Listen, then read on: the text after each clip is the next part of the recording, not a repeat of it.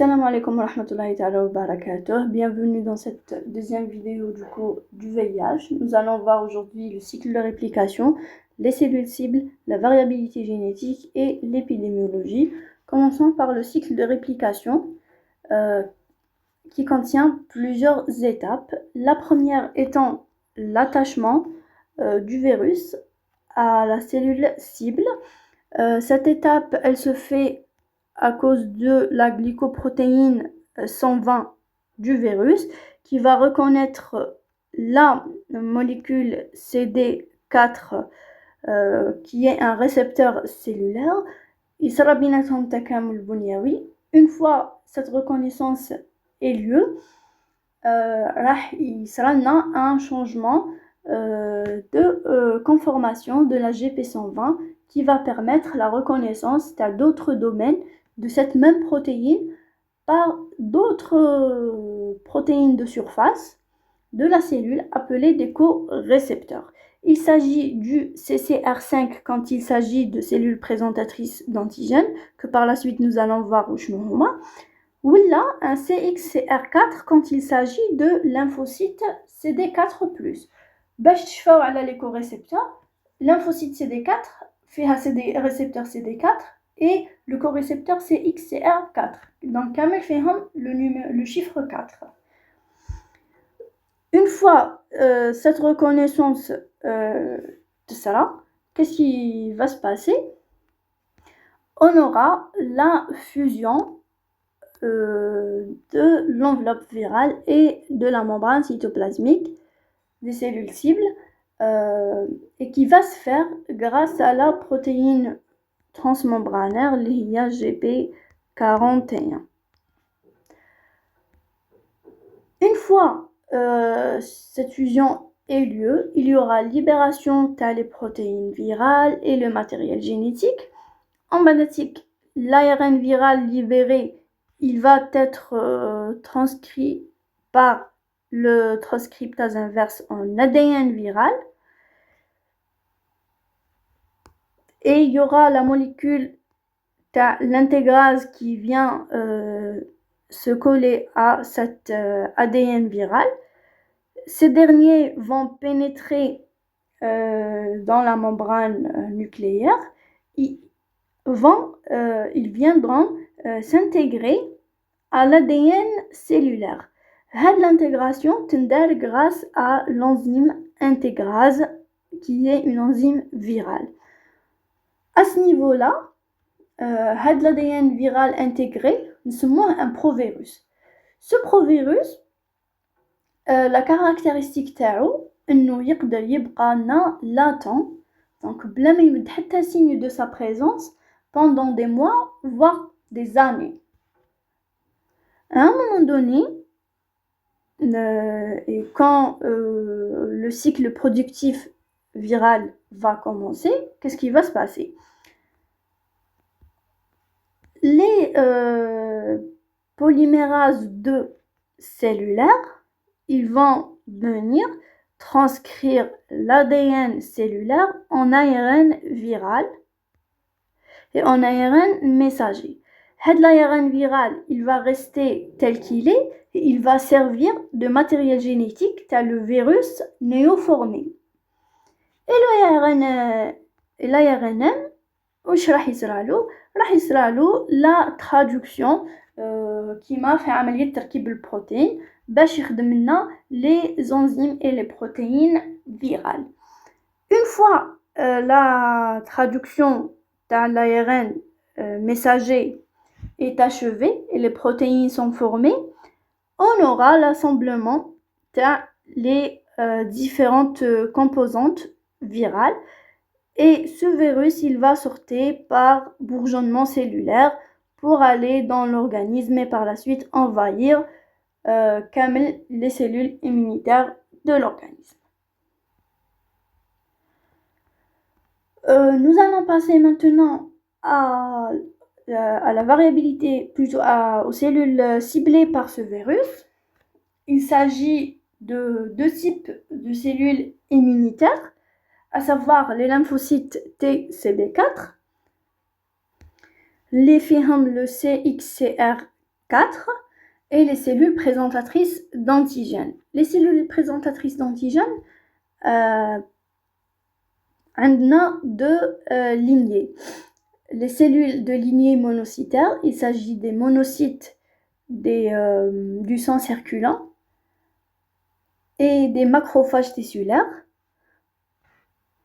On a la deuxième lignée, les cellules dendritiques. هادوما وين نلقاوهم في les organes lymphoïdes, à savoir le thymus, la peau, les muqueuses, le système nerveux central et le sang périphérique. هاد les cellules dendritiques واش راحين يديروا؟ Elles vont jouer un rôle de récepteur, de vecteur et de réservoir. Donc qu'est-ce qu'elles vont faire?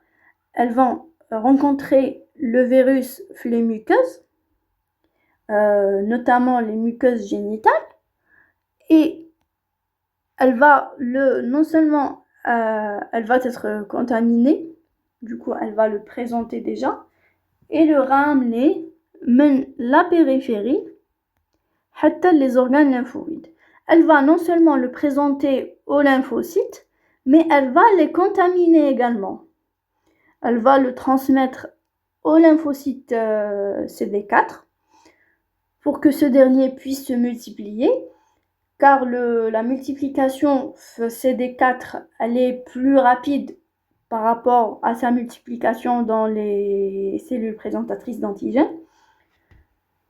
Une fois il se multiplie dans cette cellule, qui la CD4 plus et les CPA كامل, elles vont le transmettre vers les vaisseaux sanguins et du coup il va envahir tout l'organisme. Nous allons passer maintenant à la variabilité génétique du VIH, qui est une caractéristique majeure de ce virus. منين تجينا, elle résulte d'erreurs de copie تاع la rétrotranscriptase. Il y a la transcriptase inverse, et elle est située essentiellement au niveau de la région hypervariable de l'enveloppe. هاد la variabilité هي اللي راح تخلي تكون عندنا une grande diversité تاع les souches. Il faut savoir que عندنا le VIH1 et le VIH2. Les scientifiques قالك بلي كاين واحد اخر, mais pour les étudiants de 4e année, autant se contenter بهاد les deux. Le VIH1, on a 4 groupes, le M qui est le groupe majeur, le O, le N et le P. Le groupe M fait plusieurs sous-types, à savoir A, B, C, D, F, G, H, J, K. Et nous avons ce qu'on appelle les CRF, c'est des formes recombinantes, donc Circulating Recombinant Forms,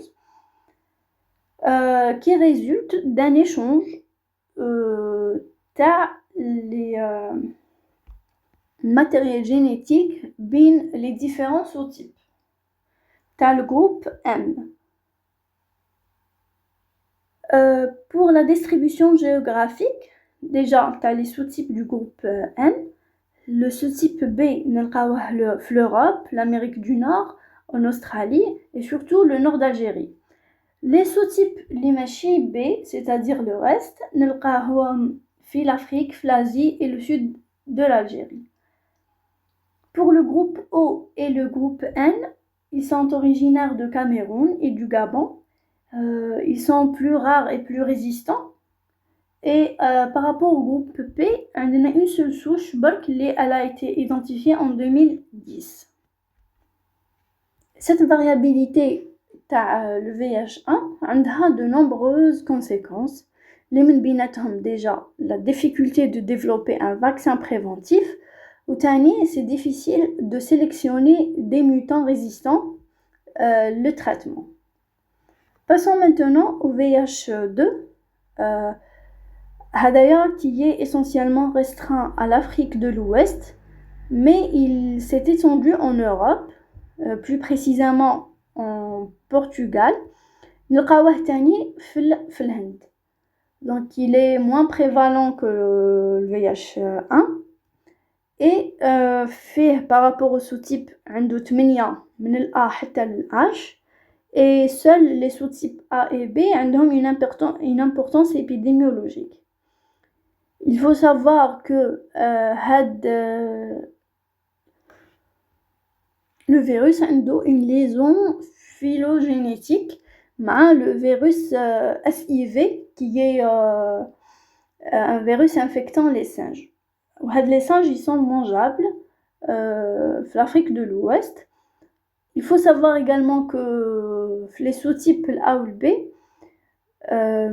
ما كانش vraiment une différence clinique, c'est-à-dire les symptômes là, ni immunologiques بين les patients infectés par le VIH1, que ce soit le sous-type A ou le sous-type B.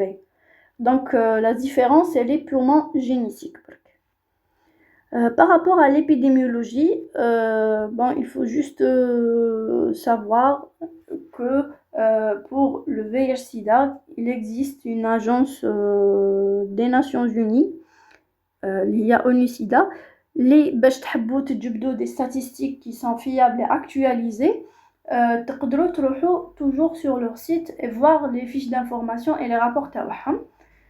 Je vais pas trop m'attarder sur l'épidémiologie, vous pouvez lire, il y a pas vraiment une explication.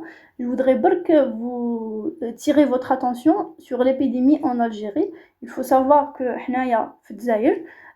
l'épidémie AVIH n'est pas très élevée de la population générale, mais elle est concentrée chez quelques populations qu'on appelle des populations clés et vulnérables.